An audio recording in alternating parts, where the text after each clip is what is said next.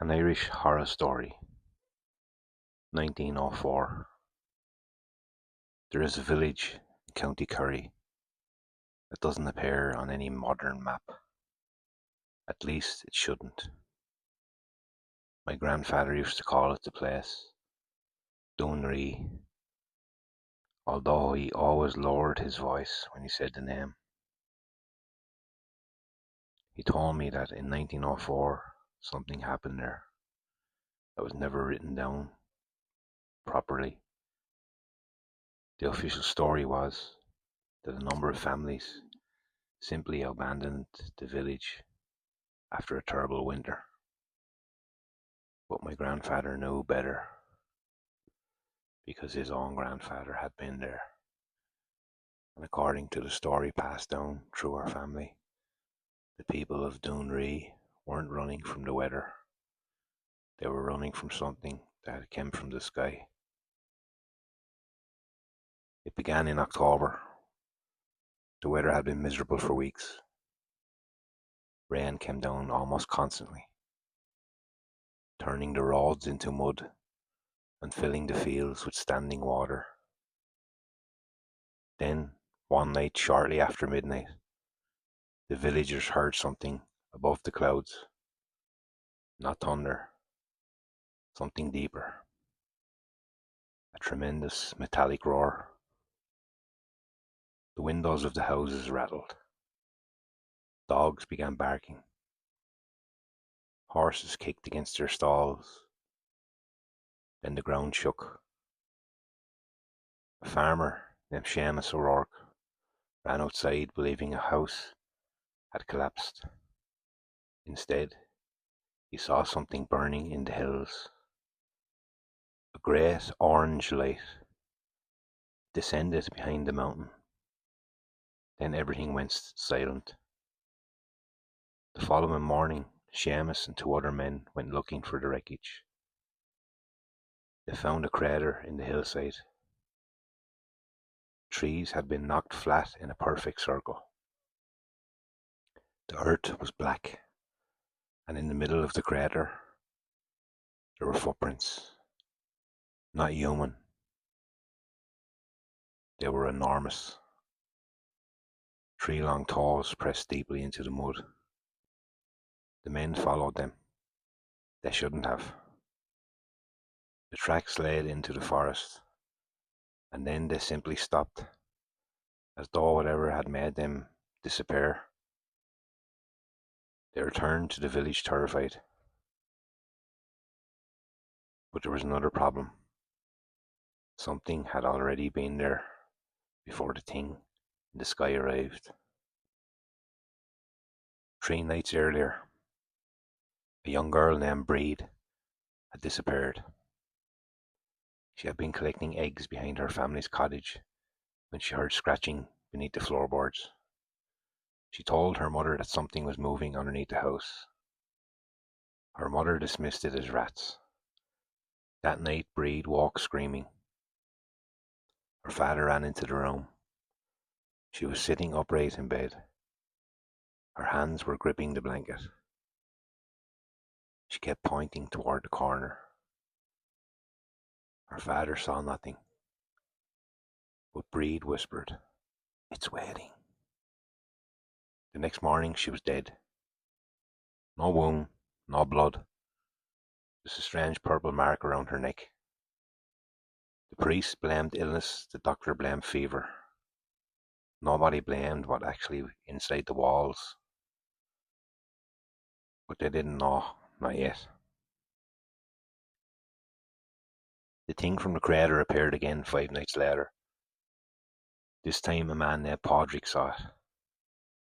He was walking home from the pub when he noticed something moving between the trees. At first he thought it was a man.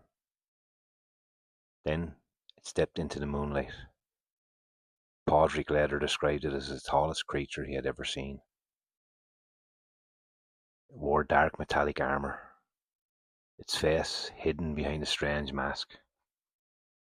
Long black hair hung from the back of its head, and in its hand was a weapon that looked like nothing made by human hands.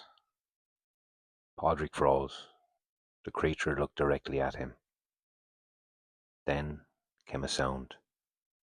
Click. Podrick ran. He didn't stop until he reached the house. He locked the door, pushed a chair against it, stayed awake until the morning came in. At sunrise, he found 3 deep cuts in the wooden door. Something had been standing outside watching him. The creature began hunting. At first, animals disappeared: sheep, cows, dogs. Then it started with the people. A fisherman vanished from the cliffs. 2 brothers disappeared while cutting turf. A poacher was found hanging upside down from a tree. His body had been stripped of clothing, but there was no sign of whatever had killed him. The villagers became terrified. They began traveling in groups. They stopped going into the forests. They locked their doors before sunset. The priest told everybody to pray. And the creature didn't care about prayers. It cared about the hunt. And it was very good at hunting. Then, one night, the creature found a thing behind the village. It happened inside an abandoned cottage. A farmer named Michael had gone there looking for his missing dog. He heard something scratching behind the fireplace. He moved the stones. Behind them was a narrow hole. Something had dug through the earth. Michael stupidly crawled inside. The tunnel led to the cottage, then beneath the road, then deeper. And there in the darkness he saw dozens of strange objects. Eggs, black, wet, pulsing slightly. Michael didn't understand what he was just looking at. Then one opened. Something inside moved.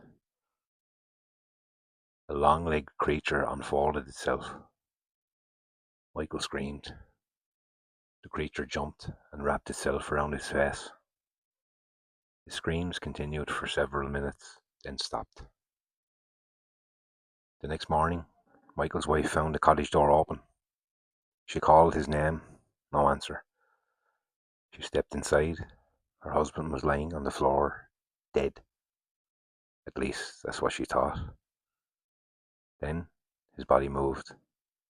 His back arched violently. His mouth opened, and something pushed its way out through his chest. His wife screamed. The creature turned toward her and crawled into the darkness. That was the moment everything changed, because the hunter from the sky had been watching. It had seen the creature emerge, and instead of killing it, it followed. The 2 monsters met in the forest. For several seconds neither moved. The tall, armored creature raised its weapons. The smaller creature hissed. It expected an attack. Instead, the hunter lowered its weapon. It had discovered something better than prayer. It had discovered a breeding ground. The creatures began working together. The smaller parasites spread through the village. They hid beneath houses, inside barns, behind church walls. They waited for people to sleep. The armed hunter protected them. Anyone who tried to escape was hunted through the hills. The village became a trap. People began disappearing, one at a time, then 2 at a time. Soon there was barely 30 villagers left. They barricaded themselves inside a church. The priest stood in front, holding a crucifix. Everyone was praying. Then they heard something outside. Click. Silence. Click. Then closer. Then came a scream. Something struck the church doors. The wooden beams bent inward again and again. The villagers backed away. The priest whispered, "God protect us." Then the doors exploded inward. The creature stood outside. Its armor was covered in blood. Behind it, dozens of smaller creatures crawled across the walls. The priest raised the crucifix. The creature tilted its head, and then it made a sound that none of them had ever heard before. A deep, clicking laugh. Only 3 people escaped. A young woman named Nora, her brother, and an old Irish fisherman named Tomas. They fled into the mountains. They ran until their lungs burned. They hid inside a cave for 2 days. They heard nothing, no footsteps, no screaming, nothing. On the 3rd night, Tomas finally said, "I think they're gone." Nora looked at him. "Don't say that." He smiled. Then they heard it. A sound outside the cave. Click. Tomas stopped breathing.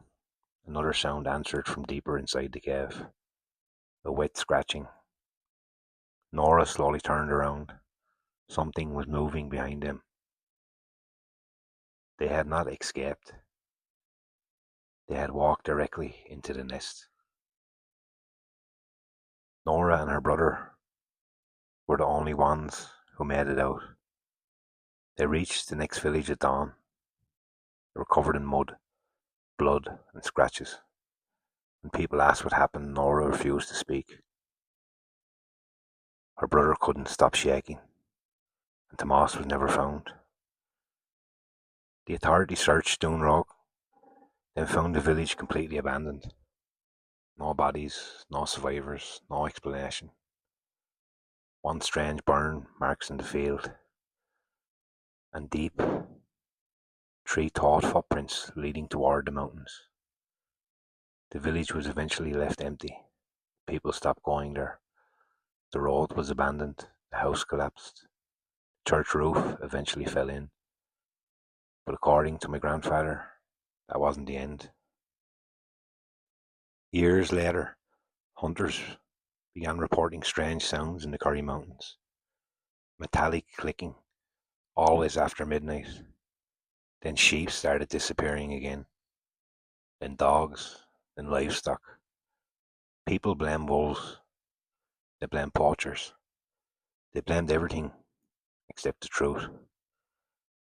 Because sometimes, on clear nights, people claimed they saw a strange red light moving between the mountains. And sometimes they heard something much worse, a clicking sound followed by a scream, then silence. My grandfather always ended the story the same way. He would lean toward the fire and whisper, "The creature from the sky came to hunt." Then he paused. But the thing underneath the village, that was already hungry. And according to the oldest version of the story, the 2 creatures never fought. They learned from each other. One hunted, the other multiplied. And somewhere beneath the hills of Kerry, their descendants may still be waiting. So if you're ever walking through the Kerry Mountains after dark, and you hear something moving behind you, don't turn around. If you hear a wet clicking sound, don't run. And if you see 3 long footprints in the mud, leave the mountain immediately. Because the old people of Kerry had a name for what lived there. They called it the Devil's Hunting Ground. And they say the devil never left. The end.